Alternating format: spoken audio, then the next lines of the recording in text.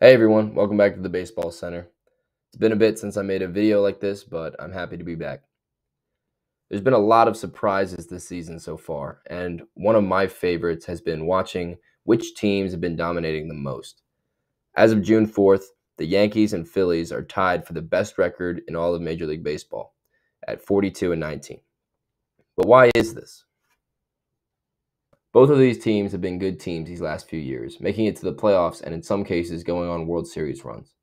But as opposed to other teams who normally dominate the regular season, like the Atlanta Braves, the Los Angeles Dodgers, or the Houston Trash Joes, we see these guys stacking up wins in every series they've played so far this season. To keep things brief, the primary reason is starting pitching. Both teams have had phenomenal starters this year, but the video can't just end here because obviously there's more to it than that. Let's begin by analyzing the Phillies. After coming up short in the NLCS last year, the Phillies didn't sign any big names to the roster and mainly focused on giving contract extensions to guys whose contract had expired, such as the case with Aaron Nola and Zach Wheeler, who both got extensions. So the Phillies essentially have the same roster as last year.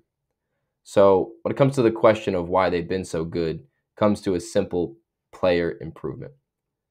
As a pitching staff, the Phillies currently have the best starting ERA in the MLB.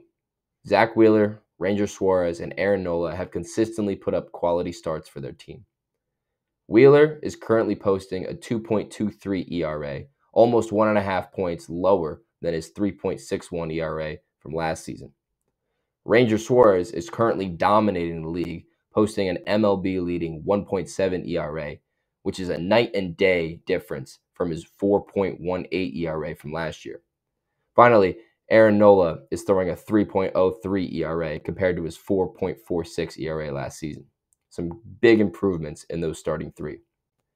There's no known explanation as to why the Phillies' three core starters all decided to start dicing up batters this year, as all three of them are throwing the same pitches with the same delivery, and the Phillies' pitching coach hasn't changed since 2020. But it's the consistency in this pitching staff that has led to the Phillies obtaining more wins. The Phillies have been dealing with loads of injuries, with Trey Turner being down, Bryce Harper being down earlier in the season, and Alec Boehm and Brandon Marsh being hurt right now. Most teams crack down when their best players go down, as is the case with last year's Yankees, which I'll get to later. But it's the confidence this team has in their pitching staff that allows them to play even better when some of their guys are down. It's hard to tell whether or not the Phillies are going to be able to keep this pace up for the rest of the season, but regardless, it's been very fun to watch them win. Now, on to the Yankees. Hosting a 42-19 record, just like the Phillies, the Yankees have been equally dominant in the American League, which is a complete change of pace from their terrible season they had last year by their standards.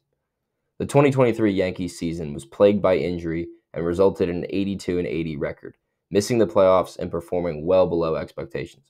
This offseason, the Yankees were far more active than the Phillies. They acquired Alex Verdugo and Juan Soto via trade, filling in those holes that they had in their lineup from those injuries last season.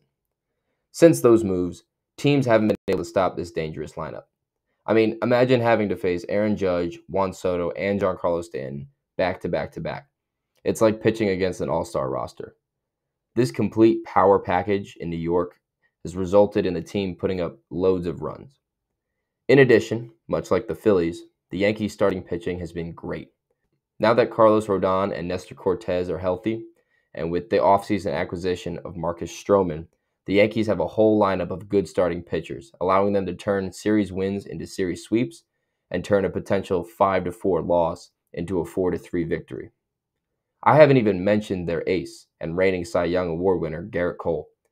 Garrett Cole has been injured all season, meaning that all this good pitching is coming without having the best pitcher in the league on their roster. When Garrett Cole gets back, there is no telling how good these guys can be.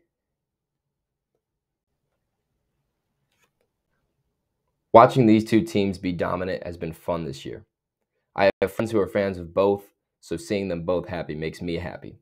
It's also cool seeing players that I like improve season to season. Thank you guys so much for watching. If you enjoyed, be sure to let me know and leave any suggestions you have for future videos that you have in the comment section below. Until next time, thank you and have a great day.